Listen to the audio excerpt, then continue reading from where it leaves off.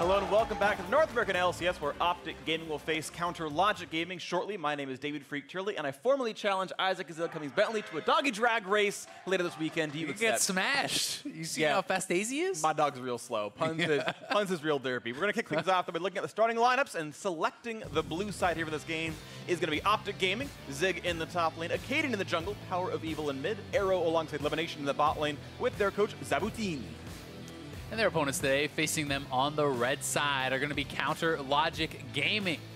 In the top lane, Darshan. In the jungle, Rainover. Mid lane, Huhi, bot, and support going to be Stixay and Biofrost with Coach 6. It's going to be a fun one, of course. Last week when we saw Counter Logic Gaming actually pulled their fans away from the panic shelters, they showed some improvements in their areas of weakness, they picked up a couple of wins. Yeah, and that was really, really important for them. Stixay looked good for the first time this split, and I think that was such a big boon to this team. The fact that they were able to build their compositions around him, have him perform not only well in the early game, but in the late game team fights was very, very nice to see. And Rainover also had a couple of really strong games, but we have to measure expectations because it was just 2 games. The first 2 weeks did not look very impressive, and they need to be able to show clean games consistently, and that's what we're looking for against OpTic today. Yeah, they're against a team that on paper they should be able to beat 3-3 versus 1-5, but let's talk about OpTic though, because this is probably a tougher opponent than you might think so on paper. Despite the fact that they are 1-5, a lot of these losses have been really close. This team could have a much better record. Yeah, they've had a very tough schedule. They've played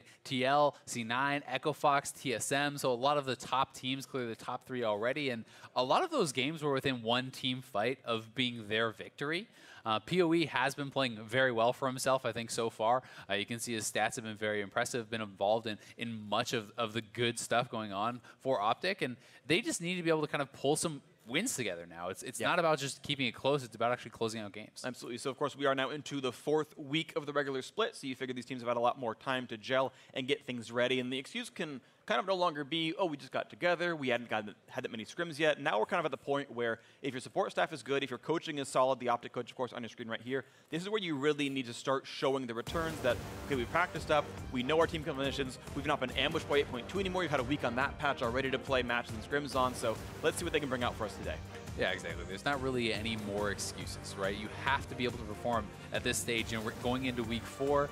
Playoffs are a distant dream if you continue to lose at this point for OpTic. You know, there is still time to make up a lot of ground in the standings. You know, 5th place is at 3 wins, right? You can actually get to 3 wins this weekend and be able to potentially knock down CLG a little bit if you can beat them here today. Absolutely true. The weekend could end with OpTic tying with CLG if all goes well for them. The picks and bans coming through. Zoe, Ornn, Kalista, and Galio still at the table so far.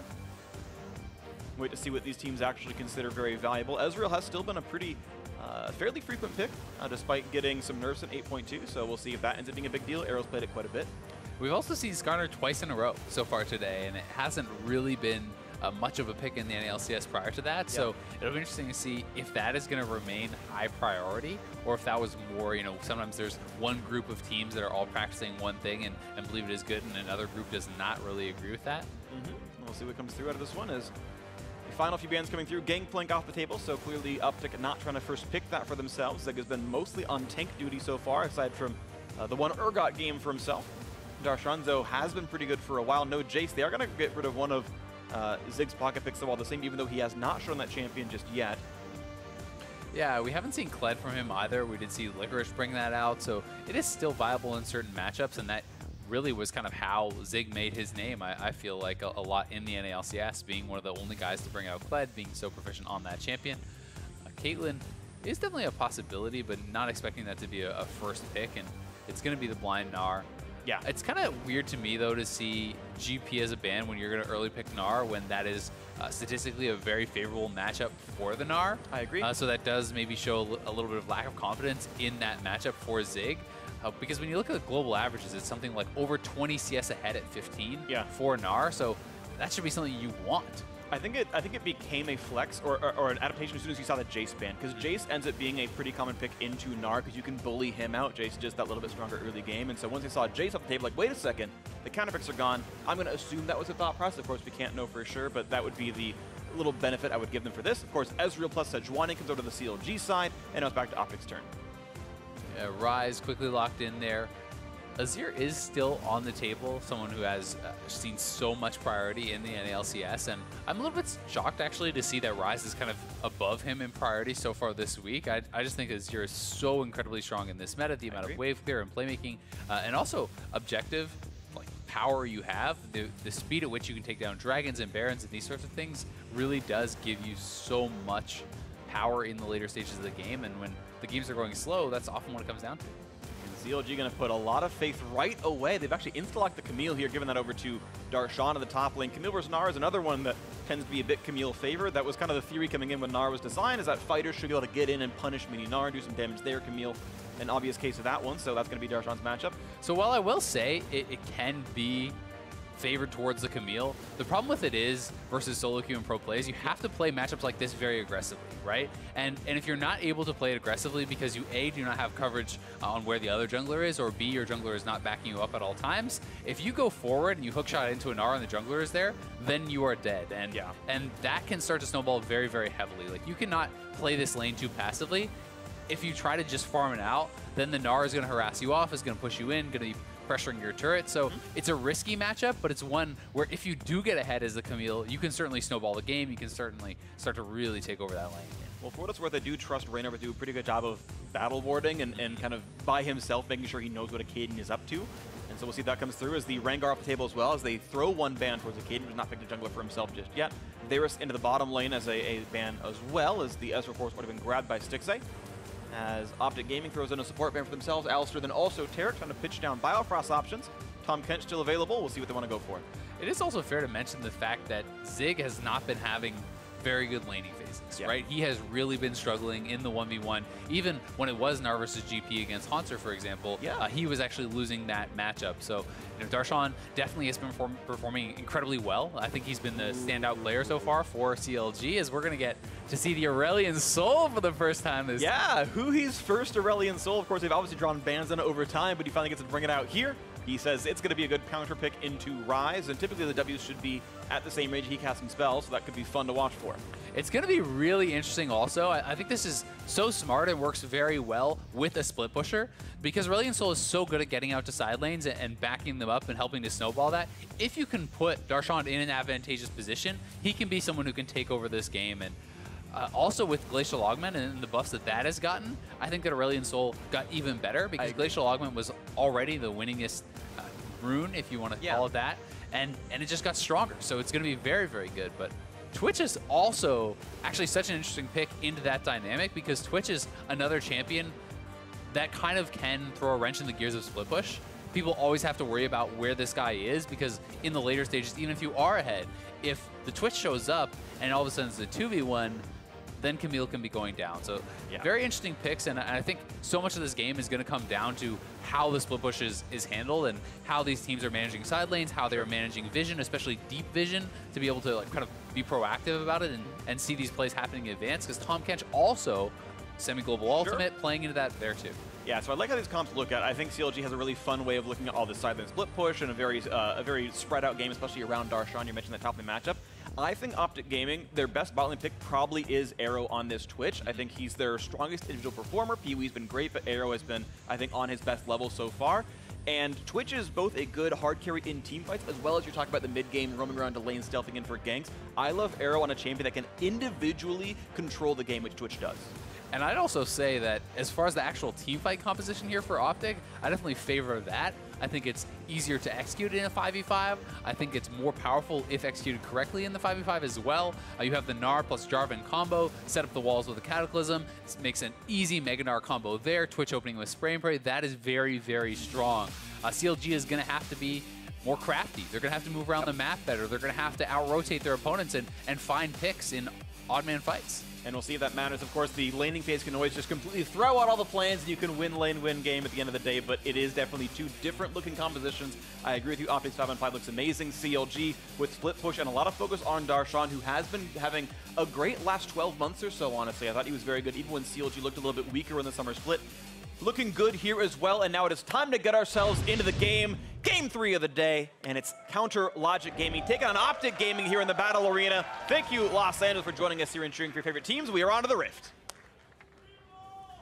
Also going to have to always watch out for the extremely early roams that Hui has kind of made a name for himself doing on the Aurelion Sol. Level 1 roams even at times, level 2 roams. It's always something that is going to be a big concern with this champion. It's just played in such a different way than most of the other mid laners.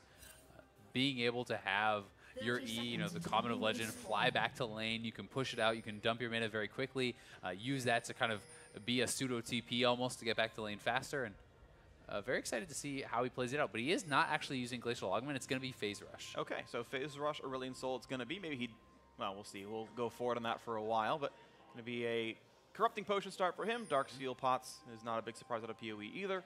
Spellbook on that Rise, of course. And I think Corrupting Potion is even better on Aurelion Sol than it is on some other champions, simply because of how often you do go back to base. You're refilling those charges on the Flask very, very commonly. And it does make it pretty rough to deal with, I think, as far as keeping up with the pressure that he can put out in lane. No real champions can kind of match the level 1 wave clear. You'll see him position himself with his W and try to just kind of knock down that first wave so incredibly quickly. If you get the right spot, you're hitting the range minions, you're hitting the melee minions, and it's just really kind of unstoppable for that push. Yeah, as you mentioned, Keith, a bit earlier, I do want to actually point out Darshan playing Comet on Camille. It's the plurality choice by a lot in both solo queue and pro, but with the changes to Aftershock and 8-2, it's actually really good on top laners that have hard crowd control. You become basically invincible in the duel, and it's actually even some decent damage to get some extra AD in your kit as well. So I'd like to see people consider that at some point later on, especially, I think, in team fights, that durability is, I think, really, really valuable. I definitely agree. I think when you're playing this style where you kind of have to be able to dominate lane, though, it is more of a risk, right? If you miss that hook shot, you get nothing from that rune, and the Comet you can apply pretty consistently with the leg sweep, and you're hoping to poke them down a little bit with that, and then be able to prompt an all-in once they're on kind of lower health. And Zig going for the area, I also feel that's a very lane-focused mastery here on the Gnar, trying to keep Darshan low, trying to push him in, poke him out, and not allow him to have those opportunities to actually look for one of those all-in fights. Yep. So deal some early damage to Darshan. He's going to hope he can last it into some of these minions under the turret right now. Acadian walked up towards the top side of the map, put a single ward down, now looking for Hui. The other junglers around, though. Rainover watching for this one. Stun's going to come in, going to land there. Phase those triggers as well. He can run back. Rainover's level 3. Does he want to find himself a battle? As Kiwi forced to flash away, and now the Flag tried to get away. A summoner burned out from OpTic, and a trade won by CLG. Yeah, honestly, just better pathing from Rainover as Darshan catches him. Well, the Q's not going to cover anything more, so we flashed for damage and nothing else, now getting chased back out of the lane. Yeah, and he's actually going to take some fairly significant return damage there. Not yet level 3, so didn't actually have much to add to that. Without your Q, you're probably not going to be able to actually finish off that all in. But either way, Rainover with some superior pathing. They're both junglers at the same place at the same time. One is level 2, one is level 3 with double buffs, right? Yeah.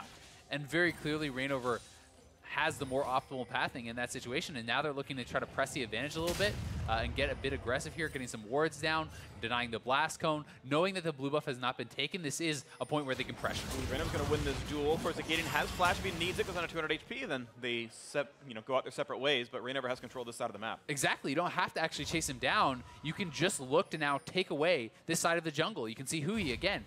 Non-stop will have the push, so he's going to rotate over to this side, and Darshan's pushing up here too. This is actually risky for Zig. Top by Zig, gets flashing away. There's going to be the stun landing. Can he land the auto attack? He's going to get a bit of damage across. One more hit'll do it, but he can't reach in time. The stun won't get him, but they almost get Acadian as well. It's flashes down, and OpTic forced to run away. Lots of waves lost to the turret now. Yeah, very costly little dive there, though, for CLG. They actually spent 2 of their flashes as well, so it is a trade of flashes in the return. They're TPing back. They are going to try to deny this. Double TPs coming back in.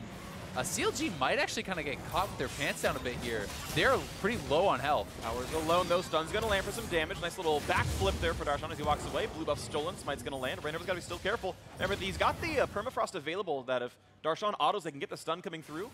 Now, can he land any more of a root? He's very close to in range, and I don't think he can quite hit EW. But the W's going to land. Q's going to hit. Oh, and he went W-E-Q. Got some move speed, but couldn't land anymore. Yeah, the Q just barely missing. If that connected, he would have been dead for sure, but very risky business here from CLG.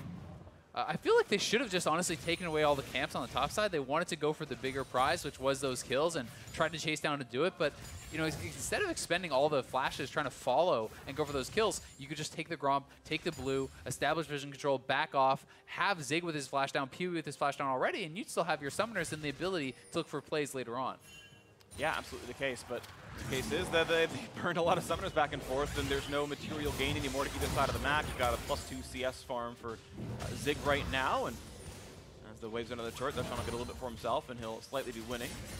Darshan, by the way, has gone Dematerializer in case he does stay under turret. He can get a lot of that last hit without too much issue, so we'll track as he uses that rune, but mostly keeping the stacks for now. Definitely interesting stuff, and despite the fact that PoE did have that summoner force, and PoE has been kind of out on the side lanes and affecting stuff, you know, it's an early tier buy here for PoE. He's doing well in farm, so he's not really been negatively impacted too much by that early scuffle in the mid lane, and going to be scaling up pretty well. And it is more on CLG to kind of make these plays happen, as we said. I think OpTic, not only just with composition, but also with the playstyle that they've shown, is very okay playing slow games, looking for team fights later. That's kind of been their MO, whereas CLG is trying to be more proactive. They're trying to make things happen and move around the map with this sort of composition. Absolutely. Right now, it's a pressure lead in a couple of different places. You can see the bot lane pushing in quite a bit for the OpTic side. They are down some farm, but I think that's a little bit to be expected when you're the Twitch in the lane. You don't usually win those laning phases. Going Fleet himself for some stats, and we'll be all right. There's Acadian just kind of clearing his jungle, but is a full level down on a Rainover, who's looking again at mid, potentially. But it is honestly very close. Like, the CS in the bot lane is not an issue whatsoever for OpTic, and honestly, I think anytime you have a Twitch farming relatively even within Ezreal, you're going to be extremely happy about how that lane is going because of the tremendous amount of power that Twitch has in these later stages. And it's him down 6 CS after making a recall. He went and picked up BF sword and whatnot, and just now did Ezreal come back in the lane, so Styx is going to bleed a little bit of farm here, but now here comes round 2. No flash, no TP.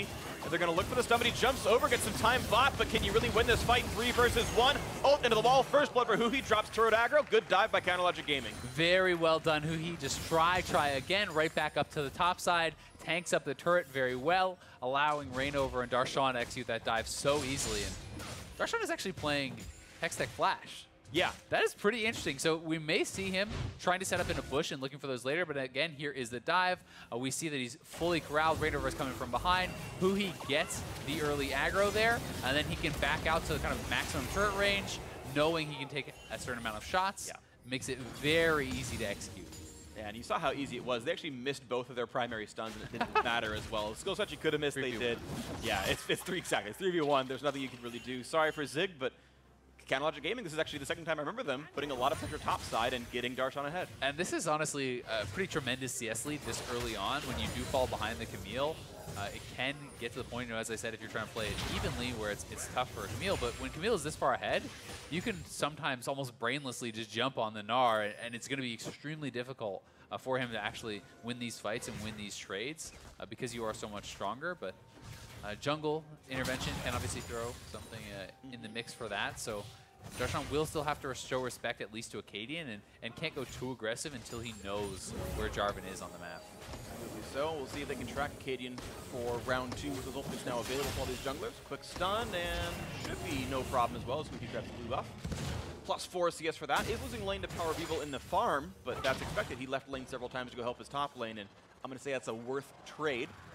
As long as Darshan gets return on investment, right? Yeah. And that's what you're trading off. He's sacrificing his power, his strength in the game for that of his teammates, and that means Darshan must convert, must get more out of his lead. Otherwise, it wasn't worthwhile, right? And that's kind of been one of the playstyles that Huhi has always been known for. You know, last year, hearing Afromu talk about him, it was one of the things where they thought sometimes Huhi gives up too much for his team. Sometimes he sacrifices when he should be playing for himself, and that's always kind of the risk going back and forth with these styles.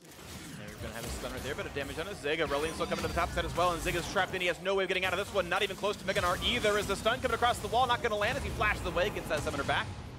And that'll be resources spent, a flash used, and Zig will survive another day. This has got to be pretty frustrating for Zig, though. The amount of pressure CLG is putting up on him on the top side is pretty tremendous. And all things considered, it's not like it's going that bad on the top side when you take into consideration how many resources they have put up there. But they're going to look to continue ganking this. I mean, he's now down a flash, and they're going to probably try to repeat. But OpTic trying to respond on the bottom side of the map, getting an early Infernal here would definitely be a big win. Yeah, it's really nice for them. An early smite for timing. Looks like Acadian's going to have his smite back up soon enough. I think they're actually aware that Sejuani's top side of the map. Looks like Zig spotted him, trying to steal a blue buff away. So Acadian, no problem getting this one. Pops the shield, no big issues there. Raynor, of course, gets a blue steal for it, but I will take the Infernal Drake almost every time. Do you think you'd be a little bit nervous early smiting after the Ezreal game we've had today when Stick Day is on the map? That would be a little bit tragic. In my opinion, it's not really worth doing an early smite there. Why take the risk? Yes, it is very slight, but come on. I mean, we saw games lost. Both in Europe and smite twice anyway, right? And he knew the timing in 15 seconds was going to be enough, and he smites number 2. I don't know. Either way, it's going to be Darshan, who needs to raise his turret a little bit, of course, because the other one is taking some damage as well, being pushed in, but looks like he knows the timing well enough. Still going to sit there and last with that turret, no problem. And yeah, I'm sure he was just watching the health bar go down, but I have seen that mistake before, people of giving away first turret gold just by trying to knife the farm. I have, and that is honestly a pretty huge mistake if you're going to make it, but Puhi right back up to the top side. They're going to look for Zig. He's flashless. Burns the flash for it, lands it slow as well. Zig not a lot of ways out of this one. He can open into the wall and land a stun afterwards. Has hopped to the side, gonna juke the stun for now. Puhi still has the ultimate, finally burns it there, and that should be one more swipe. And the attack comes through, but Darshan might down to the turret. This is gonna be enough damage, and he's gonna go down. So Zig finds a solo kill off of a sort of botched dive from CLG. Yeah, I think Darshan could have actually perhaps continued to run down. He tried to run back through the turret, and I think maybe took one extra shot because of that. We'll have to see the replay. But either way, I mean, Zig, 1v2 kill with the resources being expended to camp him. That is definitely not what you want to see happen if you are on CLG's side. So Darshan going for this. They have Rainover soloing out the dragon, expends the flash to actually land the stun after the hook shot, and does a really good job, honestly, of avoiding the stun here from Hui. And yeah, maybe use the ult early to slow him down, but let's see. Could Darshan have actually just continued down through? I think he could have. Yeah, down would have prevented one more shot. Yeah, I think. he would have at least been able to survive the turret. Maybe would have gotten cleaned up by a rotating rise or a twitch or something, but I definitely think it would have been the correct choice to try to run down instead of going all the way back through the turret. Guaranteeing that. And yeah, to mention to other points, I think Huhi dropped aggro at the right time. He would have died to a turret shot, I think, if one more went towards him, so I can't blame Huhi for at least when he dropped aggro, but you're right. You know, only going +1 assist and burning the flash for it, not the best use of resources of CLG. Now getting invaded on this side is Akita grabs all the small raptors now for damage onto Rainover. Big knockup is there. Rise in the mix as well, 3v1, and looks a bit cleaner when OpTic does it. Yeah, certainly so, when no turret is involved. Able to take away the Raptors, get a kill there on a Rainover. Nice use of PoE's ultimate, in addition to the roam, moving them up to the top side. And now that the bot lane has kind of been released, taking down that turret, you have to be much more cognizant of where the Twitch could be, right? This does make it a little bit scarier for Darshan, despite the fact that he is still in an advantage and working quickly towards that Triforce. He has to still show respect anytime you don't know where J4 is, and now add to the list anytime you don't know where Twitch is. You have to be careful. Absolutely agree. So whenever you see Arrow off the map, that's going to mean a little bit of hesitation and safe from Counterlogic Gaming as Arrow cleans up the top lane and comes back down. BF starting to Zeal. We'll see which one he wants to go for. I think there's actually, 3 of the 4 Zeal upgrades are viable options in this game. If you're going to get dove by a Camille, Thunderdance is worth it. Hurricane and Shiv are both good team fight uses. I wouldn't almost ever go Fire Cannon, but those are 3 I'd consider. So I'm curious what Arrow wants to go for in his build. I'm certainly expecting Hurricane. I think it's by far the most common. Yeah. Not that it's always right in all situations, but the amount of power you get with the extended range on your ultimate bolt with the Hurricane is so strong. Totally agree. And if you are building for kind of a team fight composition anyway, then maybe you should go for that. But at the same token, if you're going to win team fights despite that, then hey, maybe go for something that keeps you alive, like Phantom Dancer. Or even like a thing like Static Shape, which arguably clears the wave a little bit faster so you can get out on the map. And I think, again, it's viable options, but you're just kind of counting margins at that point. So we'll see what happens. Rainover going to go for some more invading. A ward comes down, spots Akiti once again, so they know Jarvan bot side. Of course, he will also know via the ward that Rainover's in front of him, so both junglers' presence known. The attempted stun going to come in, but no damage from Huhi's side, as PoE seems easily enough able to clear the minion waves away, and actually he's the first to move if he wants to. Just puts a ward down and walks away. They certainly have the opportunity, and honestly, so far, I'm definitely liking OpTic's position, but they've been in these good spots so many times throughout the season that it's hard to know where they'll go with that. You know, will they be able to execute in the later stages? Will they be able to execute when it comes time to team fighting? But, you know, only being down 1K with the Infernal in this sort of composition, I think, is pretty nice for them. We'll have to see what Darshan can get done, though, especially once his Triforce is complete. That's such an incredible point of power for CLG. Rift Herald summoned for the mid lane as the squad is joined up to look for mid lane turret damage. A quick stun's going to land elimination, but then about 3/4 HP, and here comes Herald to do a fair bit of damage. Shelly slams in, and turret down to about 1/3. Looks like it won't matter, though. Counterlogic Gaming just get all they could with that resource, and maybe it wasn't worth the time when that they took to farm it a while back. Either way, item spike still waiting to come in. Trinity Force, of course, a very big deal for Camille and has about 700 gold to go until the item's completed. So that will be a delay for Darshan. When it comes through, though, we'll have a much nicer time dueling Zig, of course. Yeah, handoff. It's going to be really strong when he does get it. And he did skip Tiamat. You know, he didn't go for that, which a lot of Camille's do like to go Tiamat into Triforce. But, you know, a fair bit of investment in the early game as far as double Doran's items, the early tabbies, and these sorts of things. But when he does hit that Triforce is really when he is going to be so strong in that 1v1, especially, you know, with the rank 2 ultimate at level 11. Still waiting to see if he can actually get anything out of the Hextech Flash, because that will be kind of fun to see if he can do anything with, you know, charging that up out of the bush and looking for a hook shot or something along those lines. But pretty atypical, I would say, to see that, and looks like it's the Hurricane. All right, so Hurricane comes through, and that means a first item spike comes through for Arrow onto this one. A couple of battles had in the mid lane, but no ulti out of Reignover. Power of Evil, though, has Spellbook, but no cleanse on him, so the cleanse attack doesn't come through on that side, despite the Sejuani on the other side of the team. This is a second Infernal that is now live, and OpTic already having one would really like to stack a second, so CLG could be forced into a team fight around this. You know, giving up 2 early Infernals is very detrimental in the later stages of the game, and we'll see if CLG is even willing to take a team fight here, because it's definitely going to be a bit risky. Look for it, but no slow into 6, so he jumps out of this one. Arrow also breaks stealth. They know he's around. Both top laners have teleport. They can join in if they need to, otherwise it's a 4v4. A little bit of slow goes towards PoE, but he walks right back out of this one. GLP on cooldown for 35 more seconds. Q comes in, no hit to be had, and Counter Electric Gaming once again going to walk towards the Infernal break. 5,000 health on it. They start going for these shots here. Reignover and Acadian both have Smite. And Darshan just back. He got his Triforce. He's waiting to TP in, and here he comes. He's going to try to go for PoE. Acadian's around, though. It's going to be a Smite fight here on the bottom side of this one as they look for the stun, and Acadian goes in, not going to find. It's going to be right in the middle of the team. Pop steal, but has no way out, ulted backwards. And yeah, Darshan looking for a fight, not going to find one. A quick kill picked up, and looks like CLG just had the control of that area of the map as Zig did not TP down. Another re-engage comes in, though, as Darshan on the front line. They've actually brought some more Biofrost as well. Kidnaps the Braum. He's going to flash away. No stun going to land until after he gets out of that range. And yes, now here comes Zig. Going to flash forward for the Mega Gnar. Brings in a couple. Looks for a bit. Biofrost flashing away, and Arrow opens up for some damage as well. But Zig just drops way too fast. Not enough taking this on him. 2 for 0 CLG. That ultimate from Reignover was so good. Right as Zig flies in, he nails a Sejuani ultimate onto him and just gets bursted down. Very well done by Reignover. A lot of damage coming through. So nicely played. Counter Electric Gaming get the Drake and the 2 kills, and they still managed to make the TP match. And I got to question Zig TPing into a 4v5, though, that honestly there's no need to keep fighting. Yeah, I mean, it is definitely a bit questionable, but with the Mega Gnar bar charged up, they felt that they could perhaps turn that around. You still do have your Twitch, you have your Rise there, and here's the beginning of the fight. I mean, Darshan getting chunked out pretty heavily. I think that gives them a bit of confidence as CLG moves forward. The TP comes in. You can see the Mega Gnar bars all the way charged up, and just watch the ult from Reignover. Right as he goes in, he is stunned in the air and takes so much damage, just getting completely bursted down, and CLG just handled that so incredibly well. I mean, if that's a 4-man Mega Gnar into a wall and Twitch opens up, like, you can see that team fight in your eyes. Well, he was able to Mega Gnar 2 of them, right? While in the air, you can apparently combo those together. I didn't know that, but shout out to Zig for putting that combo in. But yeah, the W couldn't come down to chain the 2 stuns back and together. It was quick flashes. And the damage was there. You're right. So still well played out of the squad, and CLG, and despite the best efforts of OpTic now pulling out to a lead for themselves, a solid 1,400 gold on this side. Turrets 1-to-1. Drake's equal as well, so the only difference is the gold. The actual sort of map state essentially equivalent here. Yeah, definitely a big deal to equalize on that Infernal. It's going to make CLG feel a lot more comfortable, especially with any potential 3rd Infernals coming up. You know, that can be extremely detrimental. And Darshan is at a very strong point right now, but Zig, despite the fact that there's been an enormous amount of pressure on him in the side lane and how much he was focused, he's really not that behind.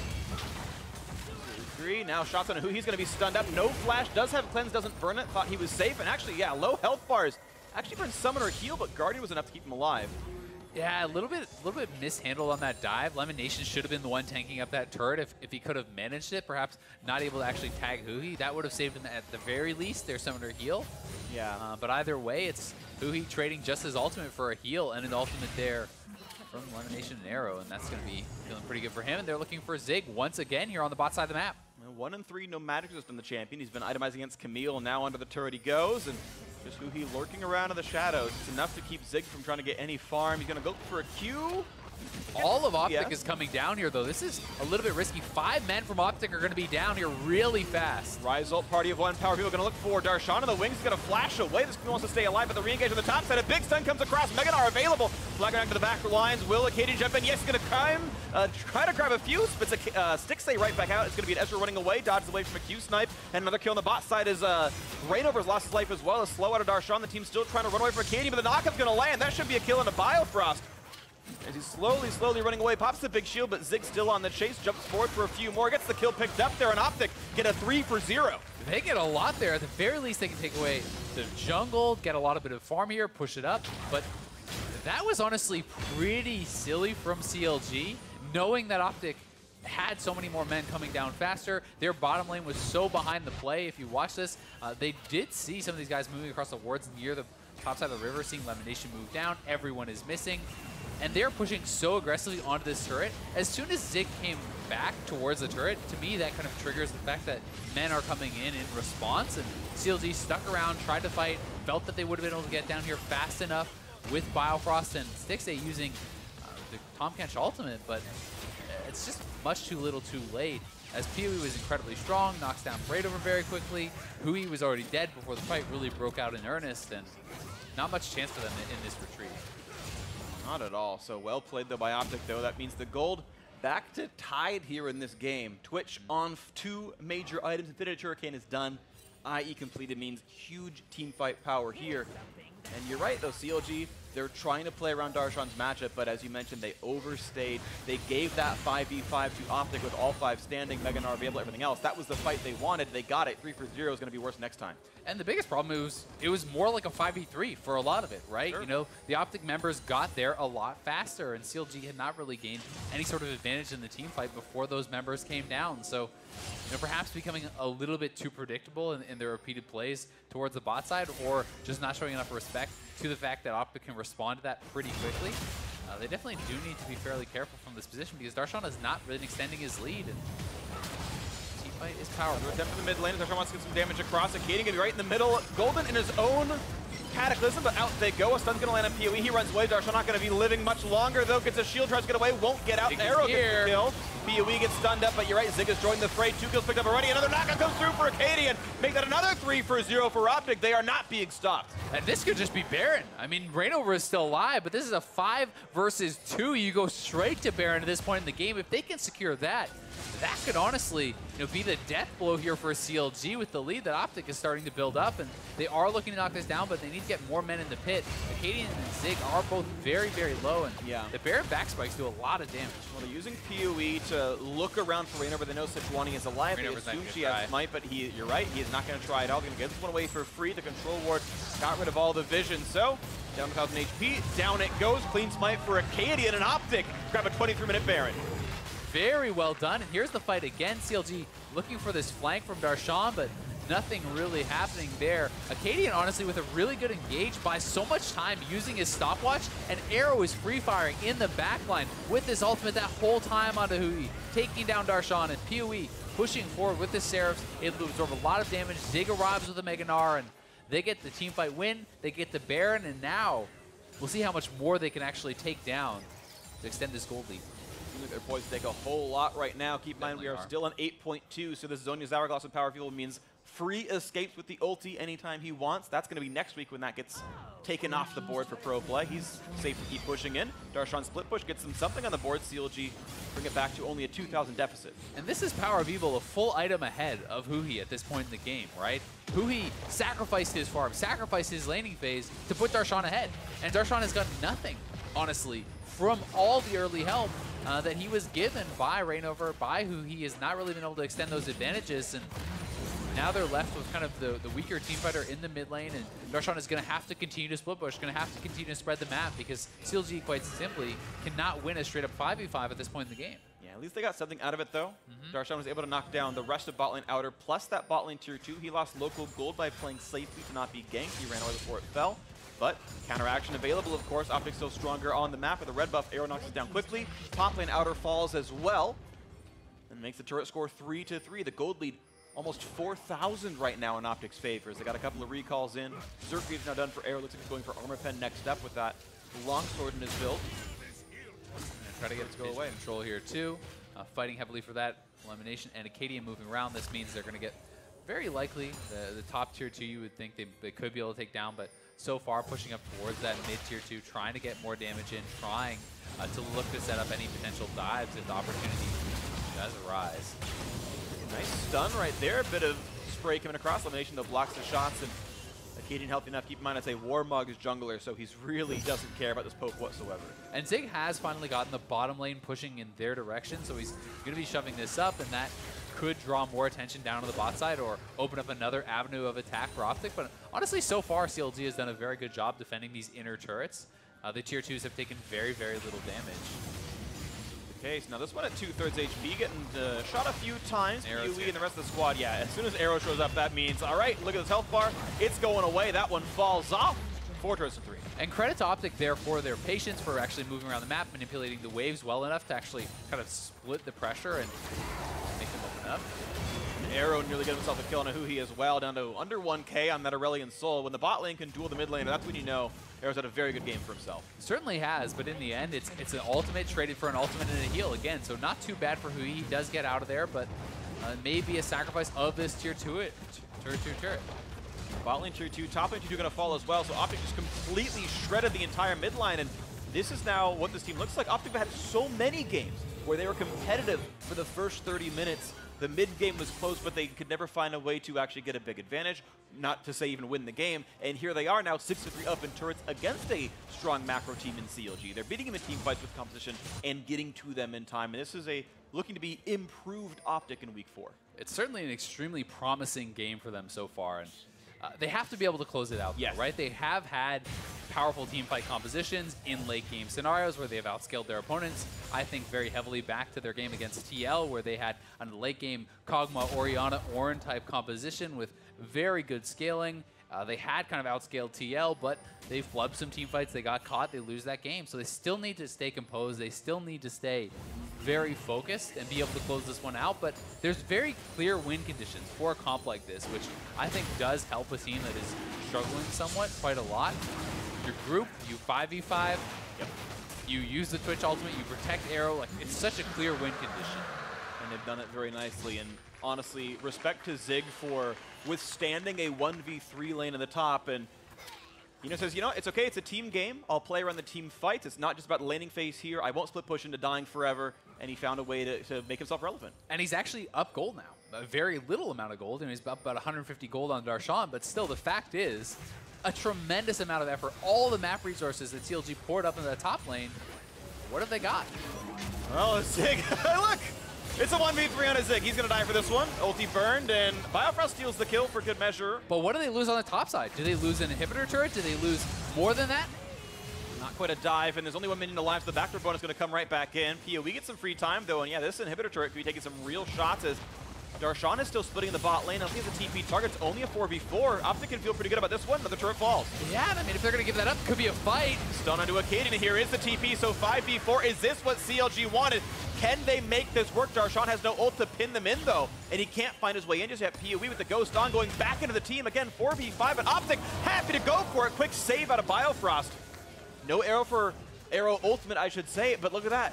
Hard 4v5. Their top laner's still dead for 10 seconds, and OpTic just win the fight anyway. Oh, and a nice Rise ult just to get out cleanly. PoE is honestly having a fantastic game, so strong at this point, zoning Darshan off when he TPs in, then re-engaging, forcing Stixay to be eaten up and back off there. That secures the inhibitor, so very well done. And despite the fact that CLG get a clean pick onto Zig, it's more in the favor of OpTic again, and Zig is now back out on the map. They have TP advantage, which makes knocking down the followed-up inhibitors even more easy.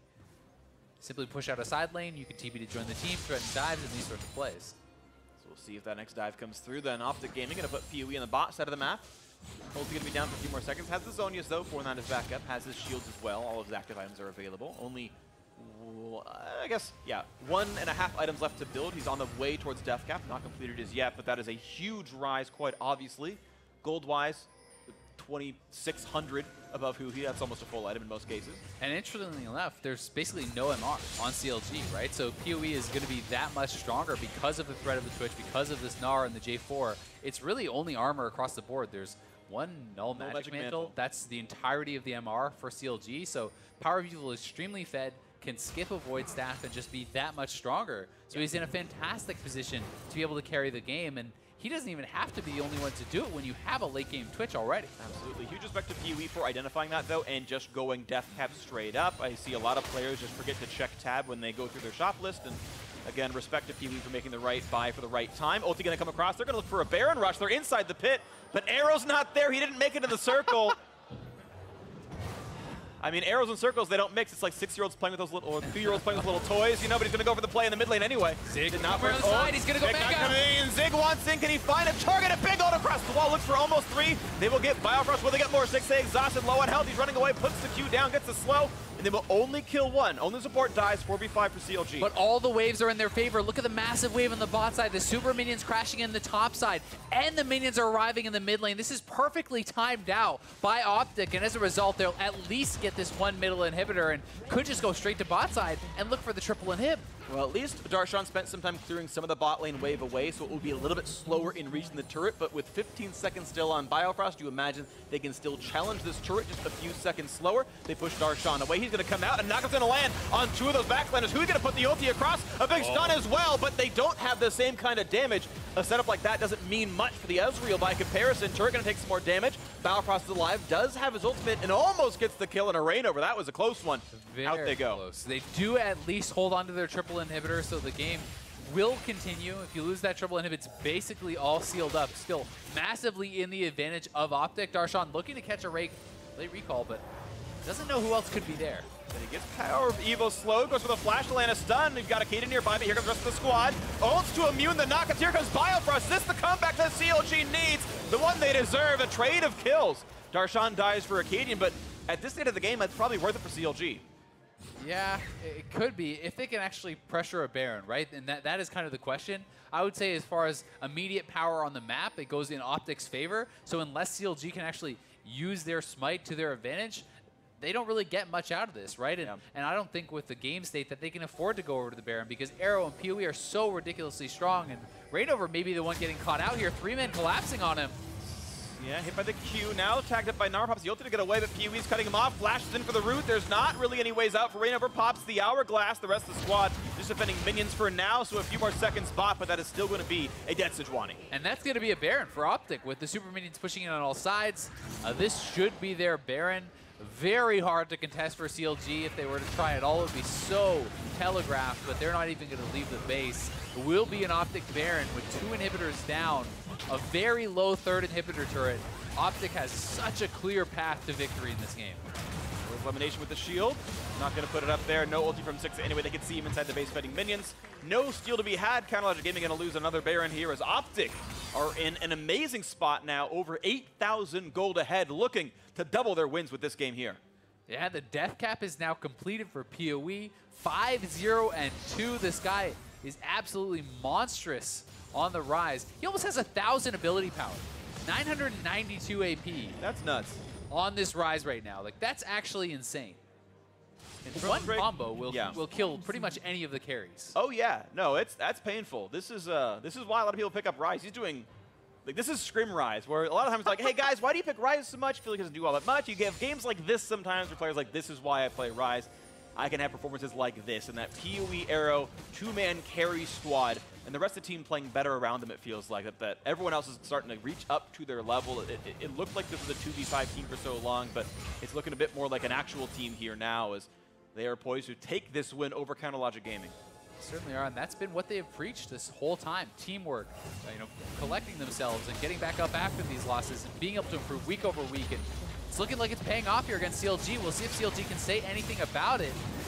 A lot of damage on Biofrost. Meganar only hits on 1. A little backline axe for Reignover doesn't mean a whole lot. Bromwell's going to tag a little bit. And now Darshan back in the front line. Pops the ulti in, but he's going to get shut down quickly. Arrow picks up 1. He picks up 2. 5v3 in the fight. Rise brings in more to knock down more kills. A quick consume and trying to save his teammates there is Biofrost running away alongside who? He's 6A kiting back to stay alive, but the inhibitors are falling.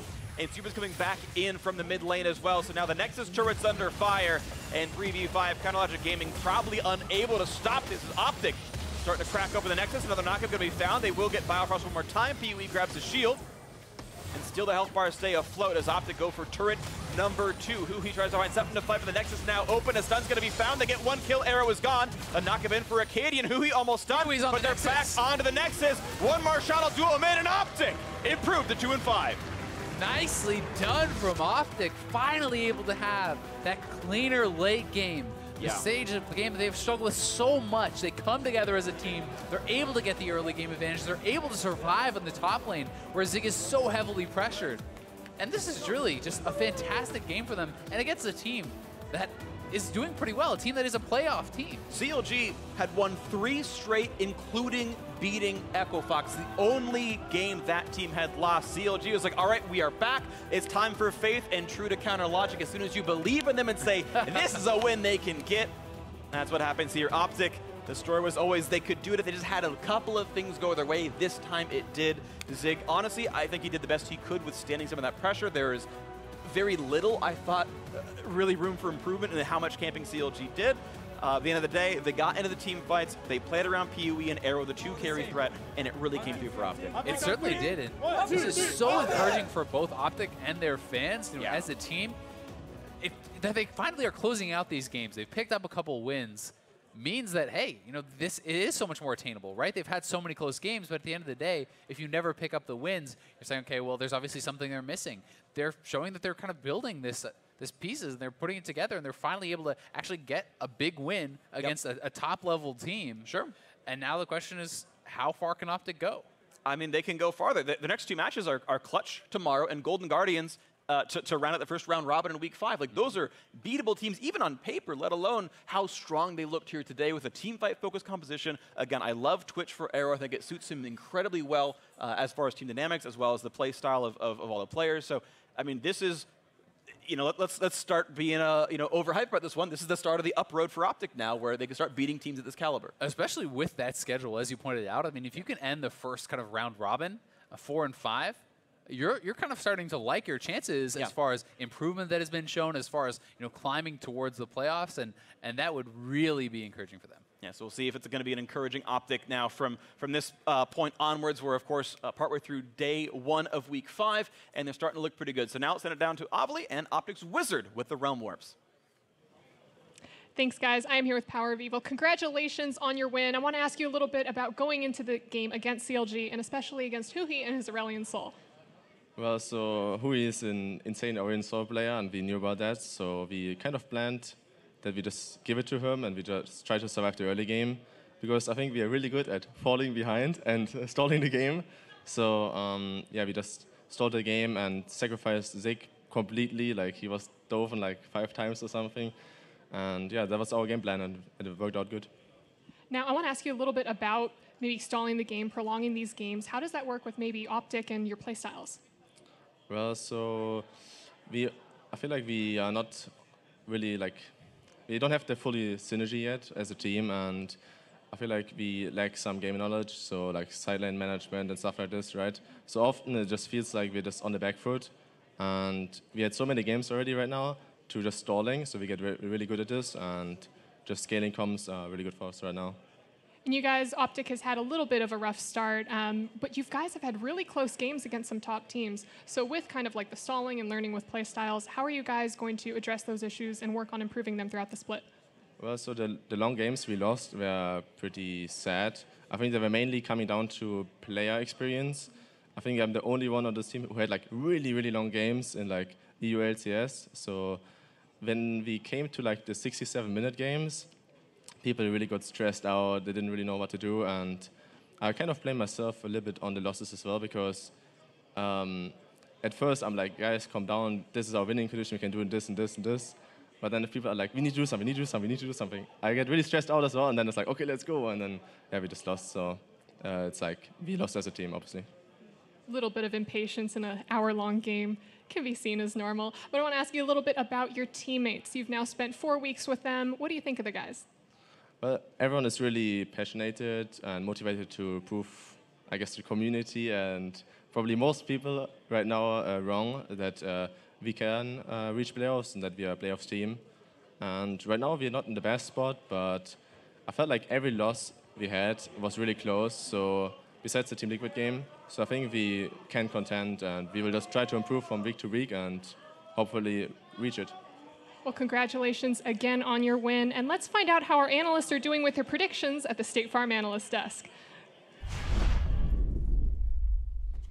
3-0, baby. Right on track. Amelie doing my job for me. Right on track. Throwing some shade over towards the analysts. When I you're love hot, it. you're hot, Dad. I love it. When we're hot, we're hot. When we're cold, we're cold.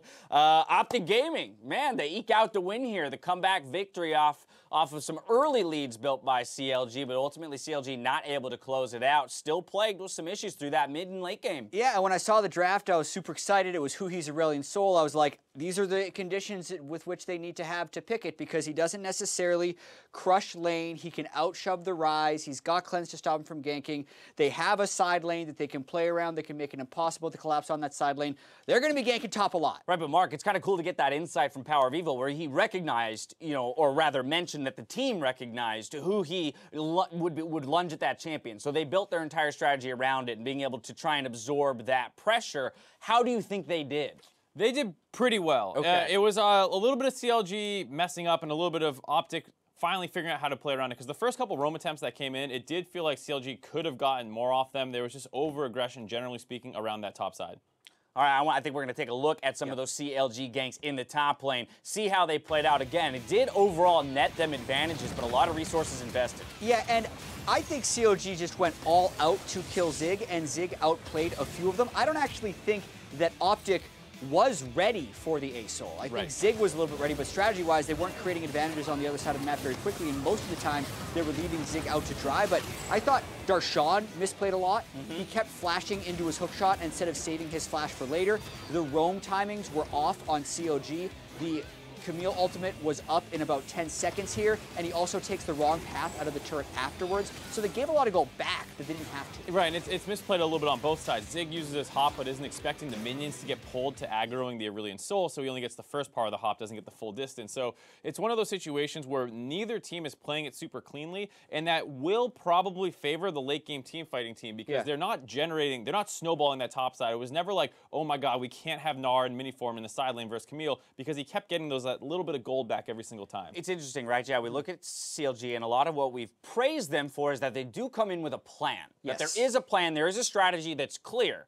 But now what I'm starting to notice is a pattern of, well, the plan becomes predictable. We just heard Power of Evil say that they knew exactly how the early game was going to play out. And is that a concern for CLG if they're walking into every game showing their cards to the opposing team? I think plans are good. You can maybe throw some shade about the narrowness of the win condition, but I think more so it's their overcommitment to the plan regardless of circumstance. Right. Because we've seen Zig play a lot of matchups through 6 games.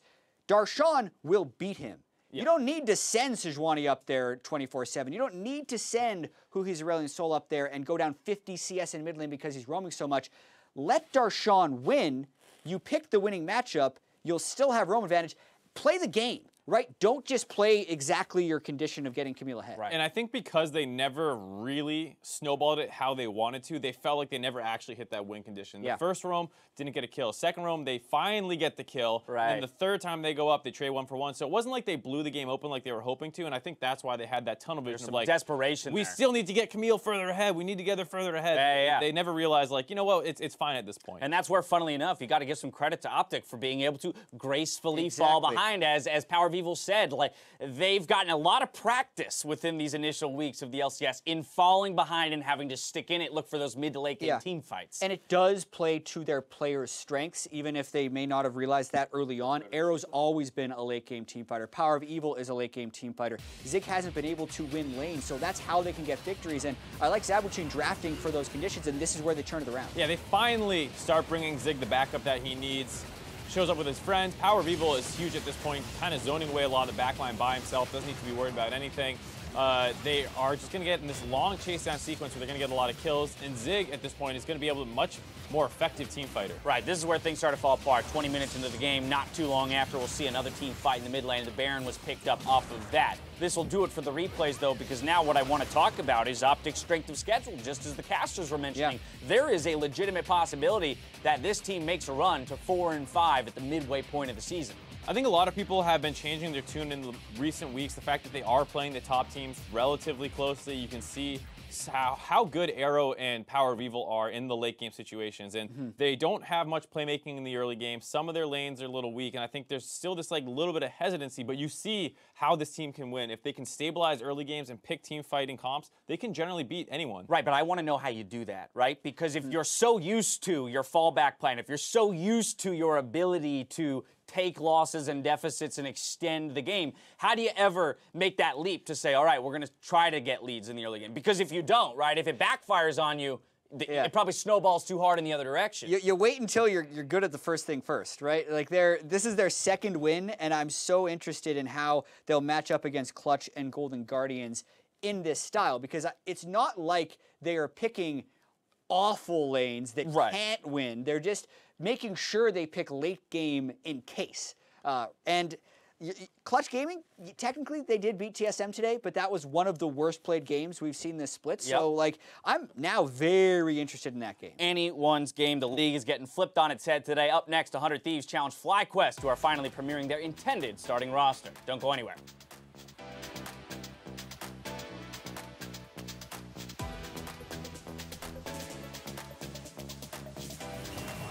They're going to look for the stun, but he jumps over, gets some time bought, but can you really win this fight? 3 versus 1. Ult into the wall, going to juke the stun for now. He still has the ultimate, finally burns it there, and that should be one more swipe. And the attack comes through, but Darshan might get out of the turret. This is going to be enough damage, and he's going to go down. We got the TP. We got... Wait, flash. Watch Nard. I'll take her back. I'm ulting. Yo, so. Darshan not going to be living much longer, though. Gets a shield, tries to get away, won't get out. Arrow gets the kill. BOE gets stunned up, but you're right, Zig has joined the fray. 2 kills picked up already. Another knockout comes through for Acadian. Brommel's going to tag a little bit. And now Darshan back in the front line. Pops the ulti in, but he's going to get shut down quickly. Arrow picks up 1. He picks up 2. And OpTic improved to 2 and 5.